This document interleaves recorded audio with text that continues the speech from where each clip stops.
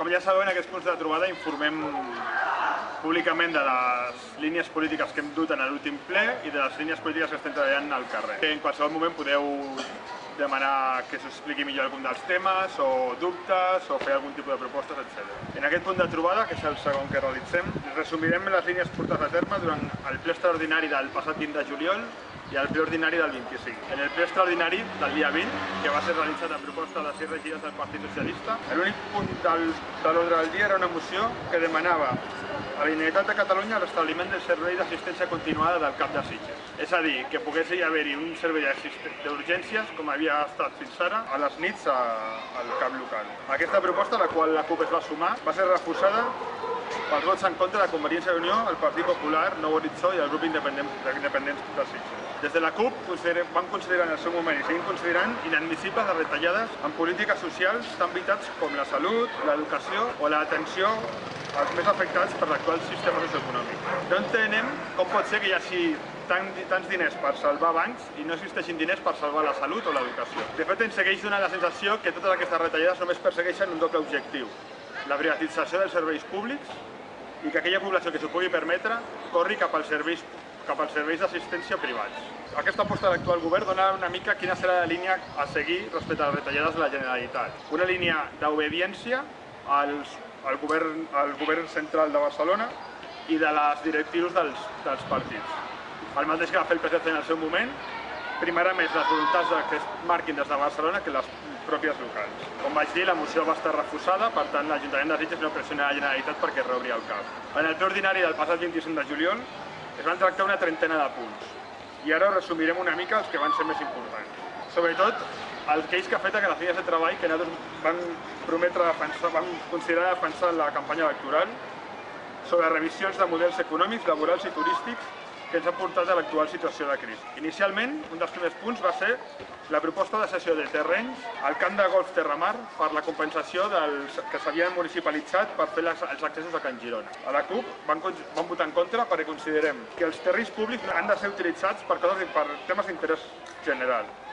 I considerem que una activitat com el golf, que és purament elitista i que a més marca un model urbanístic i turístic que s'ha mostrat totalment fallit, no representa aquest interès. Considerem que en el cas que s'hagi de donar una compensació no es pot fer en terrenys públics i aquesta ha de ser la mínima possible i en funció de les possibilitats de l'Ajuntament. Cal tenir en consideració que el camp de golf Terramar durant molts anys s'ha beneficiat de les polítiques turístiques i de promoció que ha fet el nostre Ajuntament.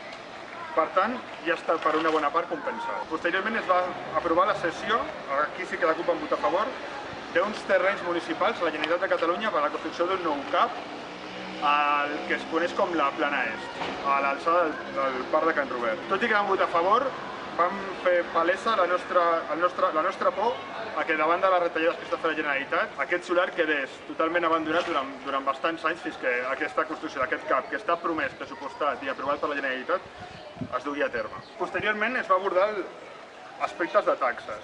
En aquest punt la CUP va demanar l'eliminació dels punts i que es passessin a un ple posterior, ja que aquesta proposta de taxes havia de ser debatuda més a fons i s'havien de buscar alternatives, com pot ser la municipalització dels serveis públics. La primera taxa que s'havia d'aprovar era l'actualització de les taxes de menjador de les llars d'infants, on s'apujava aquestes taxes un 3,5% en línia de l'augment de l'IPC del mes de maig. Des de la CUP vam votar en contra per dues consideracions. Primer, que aquest augment del 3,5% de l'IPC no s'ha fet en els sous de la majoria de convenis laborals que s'han anat aprovat aquest any. A més, en un moment on les classes populars no deixen de veure disminuït el seu poder adquisitiu. Tot i que el govern va aprovar l'augment de la taxa, es va comprometre en estudiar en un futur la municipalització de serveis. En aquest mot aspecte de taxes també es va aprovar la taxa d'escombraries, que serà d'uns 140 euros anuals, amb la possibilitat de reduccions per casos de necessitat o també per la utilització de la deixalleria municipal. Per exemple, marcaven que amb 12 visites a la deixalleria anuals, el qual no és molt lògic per a una família estàndard, es reduirien en 28 euros anuals aquesta taxa, quedaria en 112 euros més o menys. Nosaltres també en aquest punt ens vam abstenir, perquè tot i que podem considerar que en un futur calia augmentar certs tipus de taxes, aquestes han de ser progressives. És a dir, que aquells que més tenen haurien de pagar més. En l'apartat de mocions, des de la CUP van presentar una moció de defensa perquè l'Ajuntament es tornés a adherir a la plataforma per la vegueria del Penedès. L'aposta per la vegueria del Penedès no és només un acte simbòlic. Per nosaltres, l'aposta per la vegueria del Penedès és l'aposta per un model socioeconòmic, cultural, turístic i mediambiental realment arrelat al territori i que realment representa les característiques pròpies del nostre territori, de la nostra comarca. I a més un model que s'allunyi del model especulatiu de la Barcelona S.A., de la Barcelona Empresa, aquesta zona que ens volen vendre i que no ha portat més que danys col·laterals negatius per a la nostra vila, quan som abocadors, crematoris, contaminació, especulació urbanística, etc. Finalment, en l'apartat de pregs i preguntes, des de la CUP, per mostrar la nostra preocupació en diferents aspectes, com l'anul·lació de la neteja del litoral, que es feia abans amb les barques de l'ACA i que ara no es fa ni amb la barca municipal, per lo que ens van contestar aquesta barca no té permisos, però es troba en un estat de total abandonament al port d'aquí d'Aigua.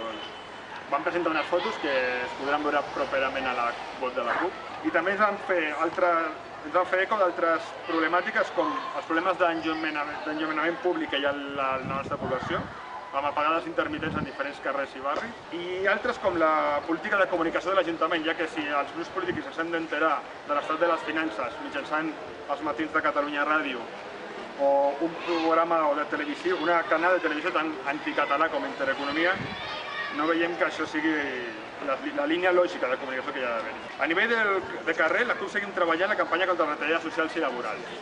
Seguim treballant denunciant el tancament del CAP d'urgències amb la campanya per l'assistència continuada a les 24 hores, tot i que amb les dues vegades que s'ha presentat la moció al ple, les dues ha estat rebutjada i la política de retallades que ahir mateix Artur Mas deia que continuaria, fa bastant difícil que això es pugui revocar, com a mínim, fins a l'octubre. També seguim amb aquesta campanya de retallades donant suport a les companyes i companys de les llars d'infants i també amb els companys de recollida de brossa i altres que es podran veure afectats en un futur de la retallada. També amb els companys d'ensenyament, que ja aquest principi de curs planteja mobilitzacions, inclús el retardament de l'inici de curs, degut a la impossibilitat de fer la seva feina amb la política de retallades que s'està fent. A nivell de símbols, de cara al més que possible ofensiva espanyolista el proper anys amb la possible victòria del Partit Popular amb els seus socis de Convergència i Unió. Aquesta campanya la presentarem en els propers 2 mesos i, com he dit, la considerem molt important perquè cal recuperar i cal treballar el tema dels símbols nacionals davant dels atacs que ens vindran en un futur molt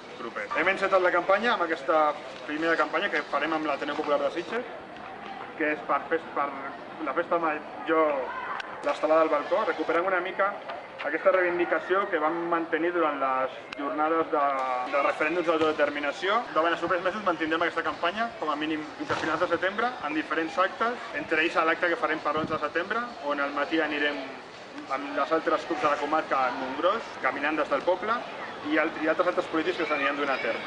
Bé, moltes gràcies pel vostre temps i si voleu algun aclariment, algun dubte o alguna crítica, estem disposats. De fet, estan els diferents companys responsables de les diferents àrees, us explicarien també qualsevol tema que vulgueu que us aclari o que us expliqui una mica més.